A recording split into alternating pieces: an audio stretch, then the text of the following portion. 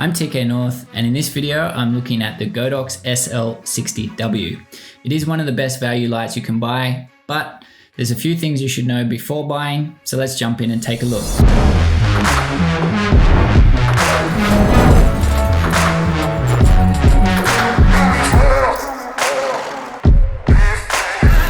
So if you're a photographer, filmmaker, videographer, YouTuber, whatever, if you're looking for a decent lighting setup but you don't want to spend too much money, it's really hard to go past the Godox SL60W, which for me arrived in the mail a bit over a week ago now. So I've been giving it a good test. I also did a lot of research before buying this light. So these are the pros and cons and the things you should know before buying the light for yourself. So the biggest advantage, the first pro for this light is its price. Here in Australia, it starts just over 200 Australian dollars. If you compare that to say the Aputure 120D Mark II, it's going for about 1300 Australian dollars. So the price difference is like comparing apples to oranges. However, there is a lot of comparison videos out there comparing the Aputure 120D and the Godox SL60W. The Aputure light is always going to come out on top. It is a really great light. However, the fact that the Godox gets so regularly compared to the Aputure 120D shows that it is very good value for money. Of course, it's not perfect, so you need to weigh up what you need. If you're looking for a really professional light, your budget's a bit higher, I would suggest looking at something like the Aputure 120D. However, if you're like myself, you're trying to save a little bit of money, the Godox SL60 is probably the one you want to look at. So the other thing that I was pretty happy with straight out of the box was the remote. Now, it's pretty handy for a light of this price to include a remote. You can turn it on and off. You can also adjust the brightness without having to get up. It's a win for me.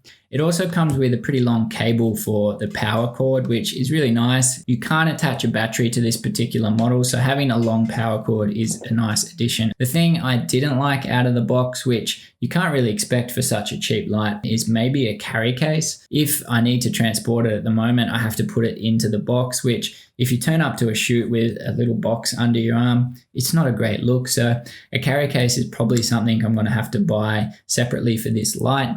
Of course, I'm just complaining here because at that price, you can't really expect it to come with a lot of accessories. You're probably going to need to spend a bit more money for that. So the other big advantage for this light is the fact that it uses a Bowens mount. Now this is a pretty common mount. It means you can use softboxes like the Aputure Light Dome 2, which is the softbox I've opted for. So the next one is a pro or a con, depending on what you're after. For me, in this kind of setup, for tutorials and these type of videos, the brightness is perfect. If you're filming at a lot faster frame rate, slow motion, where you need a lot more light, it probably isn't the best option for you. And there's some other models that are a lot brighter. This one for this kind of setup is pretty perfect though. So let's go into the downsides of this light. The one thing that worried me quite a bit when I was researching this light was the infamous flicker problem.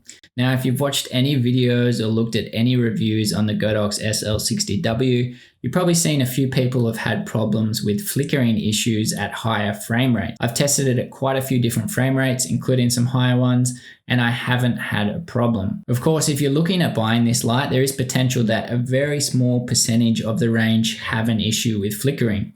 It seems that a few people have had this problem online, but it isn't a large percentage. Of course, anytime you buy a cheaper option, whether that's a lens or a light, there is chances that the lesser quality one may have more issues. There may be bigger differences even within that range. Some mightn't be as good as others. However, if it is something you're worried about, I would definitely recommend buying from maybe a local dealer or somewhere that you know for sure will exchange or refund if you do have any issues with the light. And the next few cons that I want to go through, you can't really complain when you look at the price.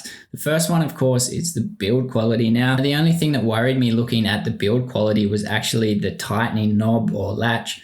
When you kind of pull it, it makes a kind of really funny clicking sound, which makes it sound really cheap. I haven't had any issues. It feels pretty tight and secure, but perhaps over time it won't be as secure. The only other downside I could possibly think of so far after using it for a good week is the fan. Now, the fan's great. It works really well. I haven't had any issues with overheating. However, you probably can't hear it here, but if you're after a really, really quiet light, You can hear the fan quite a bit on this one, probably not enough to interfere with your videos. If you're quite particular about that and you want a super quiet light in a really quiet studio setting, perhaps again, this isn't the light for you. So if you're looking for the best value for money light, it is very hard to go past the Godox SL60W. Unless you're a professional, you've got a bit higher budget and you need the very best of the best. The Godox SL60 is probably more than enough for most people. If you have any questions, hit me up in the comments. I'd love to hear from you. And remember to subscribe so you can check out my future videos using the Godox SL60W. But for now, I'm TK North. Thanks so much for watching. Hope to see you guys here very soon. Bye for now.